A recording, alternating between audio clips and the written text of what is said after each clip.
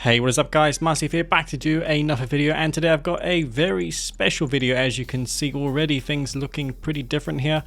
We have ourselves a 2v2, and not often do you come across 2v2 games on my channel. I endeavor from now on to provide more of these type of games. I see that, well, I saw in my Twitch chat that people did approve of this change of format. And yeah, what a great way to start this off by playing with Bikerushownz. Bikerushownz will be my ally in this particular game. I'm going to be dealt ZOCOM, my ally Bikerushownz will be playing as the Reaper 17, and there's a lot more to go over as well in these type of games. So this map here is a map that was made by Predator. It's been in the game for a long time. You may have seen it on my channel once or twice before, but no doubt you would have came across it more on Cyber's channel and back in the day Spartacus's channel. I think this is one of the better 2v2 maps. There's some pretty lame ones in there if you ask me, but this one strikes a good balance. You don't want it to favor one particular faction or strategy more than the others. Now, one thing you can say about 2v2 games and team games as a whole is if your faction lacks in a certain quality, then your ally can pick a faction to complement it. In this particular case, both of us are lacking artillery, so we're not really the best of team combinations here.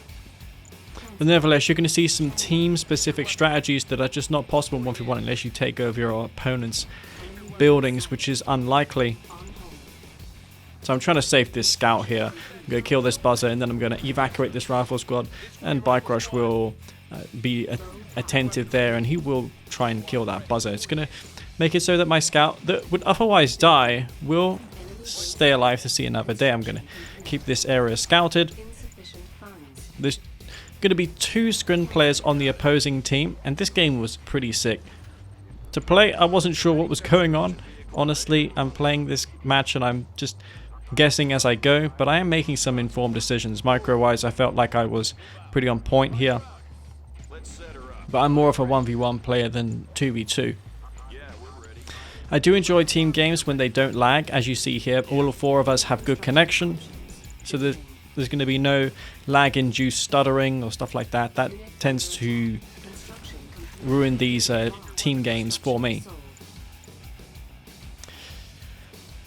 And yeah, this is going to be just eco for me. I thought that for a moment was an infestation hive. Those are buffed now. The health was increased by 50%. They're actually pretty viable to harass with now. Their cost has been increased once again back to $1,000. Definitely worth putting down if you're going for a lightning spike push. They're also helpful in scrim mirrors for killing enemy disintegrators, and here is where the action is going to start. I see my ally Bikerush is getting harassed by these seekers. I don't really have forces in the immediate vicinity. I've got some APCs, but those don't do much damage with that machine gun that they have on them, not until AP ammo, and I'm a long way off from AP ammo. My plan here was to put Descents inside of the APCs, which is what Bikerush is doing here. I did not forget his intentions, so I'm going to put Descents in the APCs, and now this is a combination that you just don't see in 1v1. Descent APC, very cost effective. The problem though is these APCs are still pretty fragile. I can't evacuate those forces, I believe. And this push will be held back with the aid of those Guardian Cannons. Guardian Cannons, something you rarely see as well, but I was pretty desperate, and they have more DPS against vehicles than Watchtowers do. So at this point I was thinking I can go for a tier 2, maybe build a rig to get some repairs on these APC Descents. But I'm going on the counterattack now. I think I can drop off the unit. Yeah, there is an evac button there, so I'm mistaken. It's the one that's assigned by default to Control S. It's that bottom one with the cursor, the modified cursor. At the time I was unaware, because usually I use the insta-evac hotkey. I don't really use the move to location and evacuate command. I'm going to go for mass ZOCOM Orca. Double Reaper 17. This is a very risky strategy that I'm doing because both players have shard walkers. I'm going to have to micro them extremely well. Even then, it's expected to take losses. But if I can deny that tier 3 of them, then I can go mammoth tanks, and it doesn't matter how many dev tanks they build. I think Mouse will prevail. That's my plan. But it being a 2v2, there's an added dynamic in the fact that my ally can also build stuff as well. Him being Group of 17, it's clear to really everyone that tripods are going to be on the way, not Traveler 59. They're not in this game. Infestation is pretty good against Mechapedes as well, because the Mechapedes are usually equipped with the shard segments, which don't do a whole lot of damage to infestation hives. So you can do some pretty good damage to Mechapedes if you use the infestation. I'm going to help Bikerushownz once again. They're really content on trying to kill Bikerushownz. That's probably what their team strategy was going into this. Let's kill off Bikerushownz, and it'll be Leaf left over, who doesn't know how to play 2v2 games. Probably didn't say it like that, but you can imagine. I just don't play 2v2s all that often. And that chrono switch is quite annoying. By default, it's set to Control-Alt-S. Sometimes I trigger it by accident, and it kind of locks the game until you get rid of it. I get the warp chasm, which was the minimum what I needed to do with those ZOCOM walkers. If he had gotten that hexpod out, I would have probably been dead, because I don't have a Marv. My Marv is 50 seconds away. I've got a triple ref on this field. I think on this map, triple ref is certainly a better call, since there's 2 Tiberuan fields. One thing that Bikerushownz could help me with here is with the growth stimulators. He's put one on my main, but him building some on my expansion would be nice. I see he's reeling at the moment. Like I mentioned in my previous video, I don't have the means of getting that live stats information on screen during a live game, but I have read your comments, and some of you have suggested that I record the replay with the stats overlay on top. I did consider that, but because the replay runs at a solid 30 FPS without any network induced lag, it's going to remain it's going to be out of sync when I try and sync it together. It will never line up 1-to-1. It will be hard. But it would be nice to see where Bikerushownz stands at the moment. I think he is pretty behind, and that was a wasted stasis shield. Senna using that stasis shield. This is... He got unlucky with the stasis shield, but then I also got super unlucky by not killing that warp chasm. It was one projectile away from going down, and one of those orcas actually escaped with one sonic grenade left in their clip, so that was a little unfortunate. Not sure what's going on Bikerushownz's side of the map, but I do have a huge attack coming my way. Senna is known for his huge armies. He loves to Q-move them. I'm going to put these mines down. I mean, one singular minefield is not going to win me this game. I've got Mao tanks, 5 of them. They're going to be semi-decent in this situation against the Reaper tripods, but against the tripods that are charged up, they don't stand a chance. I'm going to use my infantry to even the odds. EMP grenades is what you need. If you don't have railguns on your mammoth tanks, then you need to leverage any advantage you can get, and Bikerushownz is coming in here with the stasis shield. He's going to use the stasis on Senna, and Senna, because he wasted his stasis, won't have it to use on my force, but Senna's ally Cyberstorm will be there to stasis my forces, and I don't really have much now to defend this off. I don't think I can do it. This Marv is getting low on health. There's a full health Eradicator Hexapod. I need assistance from Bikerushownz if I'm to come through here. Mechapedes just drawing fire. So many shots from those Mav tanks getting drawn into that one Mechapede.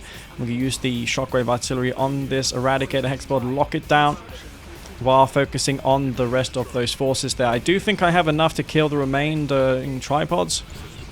and this mob is pushing forward, but the cavalry has arrived. Bikerush is here with his army of Reaper tripods. He's also got shock troopers mixed in.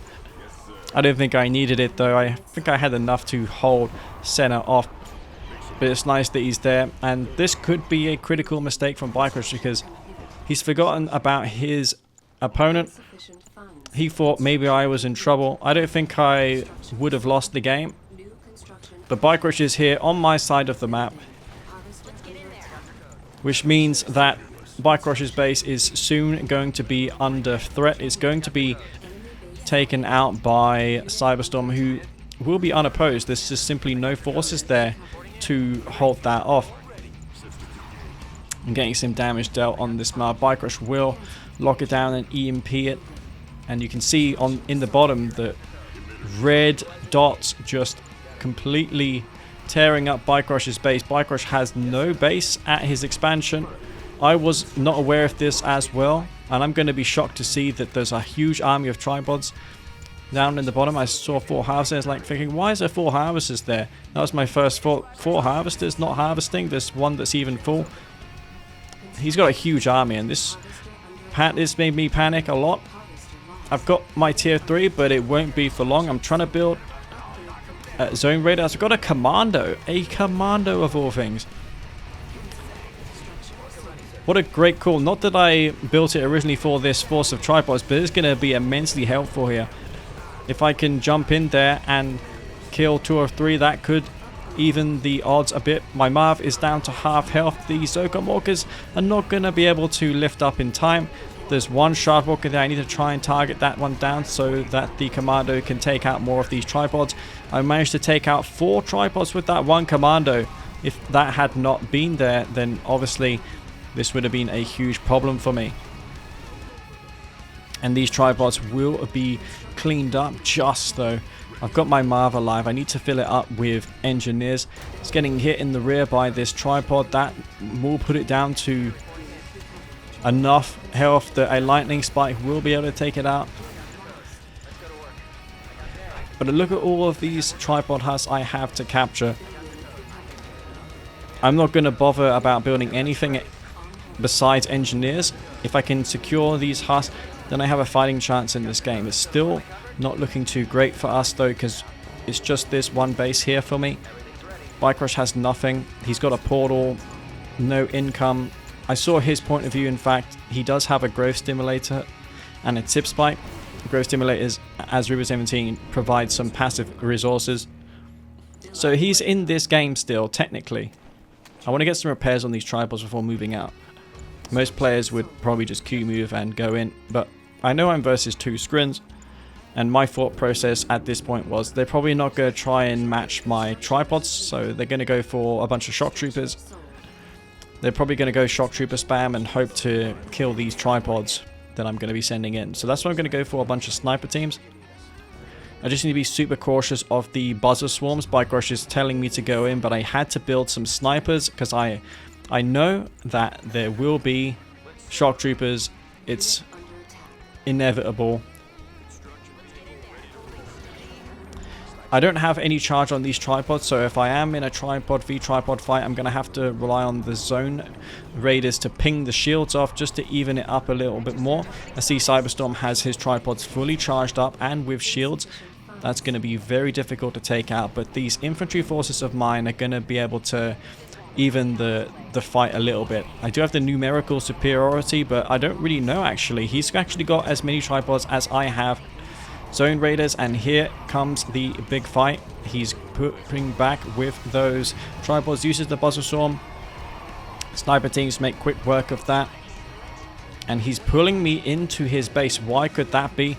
Well, whatever it could be, I still need to push in and go for the fight, and he's got a lot of infantry. In fact, it's going to be Senna with the shock troopers. Then they're spamming shocks. There's also shock troopers of Cyberstorm, and this is what I was afraid of. If I didn't have sniper teams, these tripods would be dead meat. I wouldn't have had anything to combat them, and now it's just my opponent's tripods I need to take out. Bikerushownz is there with the remainder of his forces. Those of his are charged up and with shields because he purchased that upgrades prior, and if I can take these huts over, then I think we may have done it.